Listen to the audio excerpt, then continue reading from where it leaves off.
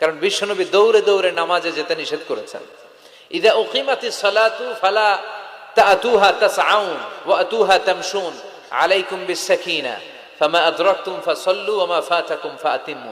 বিশ্বনবী বলেছেন, নামাজের জামাতের ইকামত যখন হয়ে যায়, খবরদার দৌড়ে দৌড়ে নামাজে যাওয়া যাবে, আস্তে আস্তে যাও, হেঁটে হেঁটে যাও। ফামা আদরাকতুম ফাসাল্লু, যতটুকু যে পাবে আদায় করবে, যেটা ছুটে যাবে দাঁড়িয়ে নিজে নিজে পড়বে। কবুল করে নেয়ার মালিক কে? নামাজের জামাত দেখে ইন ব্রেথ আউট, হাঁপানির ব্যারাম হবে। নামাজে যদি আপনি হাঁপাতে থাকেন, এটা সুন্দর লাগবে? আপনি কার সামনে দাঁড়াচ্ছেন? সব রাজার বড় রাজা, মহারাজা, চিল্লা এখন ঠিক কিনা?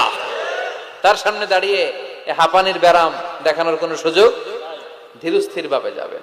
অনেকে এই কাজটা করে। মাগরিবের নামাজ, ইমাম সাহেব কেরাত ধরেছে ওয়াদ্দুহা ওয়াল্লাইলি ইযা সাজা। যারা ওযু করতেছে, আমার নিজের দেখা, যারা ওযু করতেছে এদের মুখস্থ এই সূরা, তো এরা টের পাচ্ছে যে এখনই রুকুতে যাবে, আর দৌড় না মারলে রুকু ধরা যাবে।